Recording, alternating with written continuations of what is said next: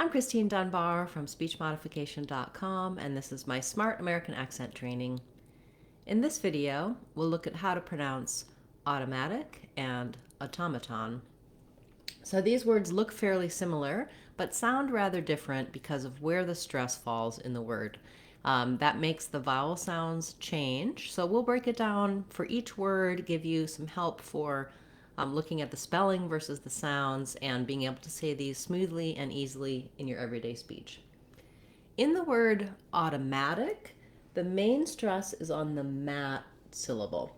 And so that letter A has the ah sound like in the word at or cat. This word auto at the beginning, if we said that by itself, like auto, automobile, that would be different. In this word, the AU says the ah vowel. So this is, I rewrote it here for you with the letters AW. It's in the words like law, spelled with AW, or in words like caught or auto, spelled with AU. You will sometimes hear Americans use a little more of an ah sound there. There is a phenomenon where in some places in the US, there's not a real difference between ah, the rounded vowel, and ah, the unrounded vowel. So you can get away with either, especially in this word where it's not, doesn't have a lot of stress. Do whichever one is easier for you. I recommend ah, automatic, with a little bit of rounding. Then this T is a flap. It means it's going to sound more like a light D, auto, rather than auto. So we don't aspirate the T's when they're in between two vowels and the next syllable is not stressed. So think about it like a D, and then letter O is going to say vowel schwa. Sounds like auto, auto. Then we get to our stressed syllable. Here's where we're going to be long. So short, short, long, automatic. Another flap T, so another one that I've rewritten for you with a D. And again, just a reminder, this vowel is that at, black cat vowel that's in words like mad. And then lastly, the IC just has a short unstressed ick with a k sound. For words, any words that don't start with a stressed syllable, it can be helpful to start on that stressed syllable and build from there. In this case, it would sound like matic, automatic. That helps you get the rhythm and makes you be fast and light enough on these unstressed syllables before mad. When we get to automaton, the pronunciation changes significantly. So it looks the same except for the last syllable, but in automaton, the main stress is on the ta syllable.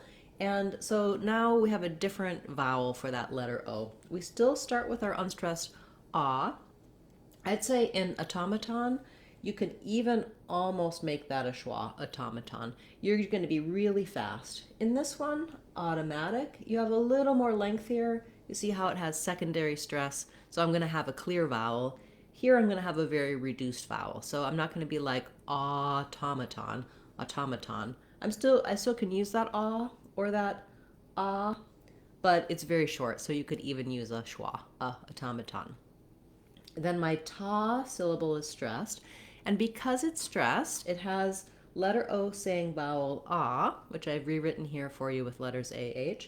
It also has a true T. So rather than automatic, a ta, automaton. You want that little puff of air and that voiceless t sound for this T in automaton. Then our A becomes a schwa, so this is unstressed. So instead of the stress being mad, we have automaton.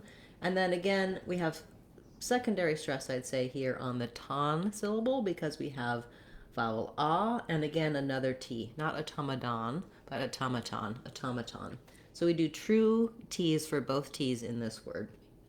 Again, it can be helpful to build from the stressed syllable, trying ta, automaton, automaton, or automaton. You hear how I did a schwa the first time, automaton or automaton.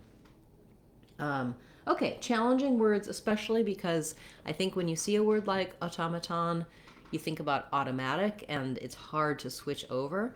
Rewriting it, visualizing it with a different spelling so that you can really match those sounds, or learning the symbols and using the dictionary to understand what those one sound, one symbol means in the IPA in the dictionary can be really helpful. When we have one more tip, when we change automatic to automatically, this would look like automatically, like two syllables there, and actually we really reduce it down to just one syllable so that A-L-L-Y on many words doesn't say ali, but rather li. Not automatically, but automatically. Go right from your k to your ul of li. Okay, thank you for this request. If you have a request you'd like to see me cover in the Word of the Day series, feel free to leave that in the comments for this video or any of my videos. I'll be back again tomorrow with another Word of the Day, as well as on Friday we'll have our live question and answer. You can attend that class live on YouTube. Put your questions in the chat and I'll answer them for you. We talk about words, accent, pronunciation of sounds, lots of different details to help you improve your overall pronunciation and fluency in American English.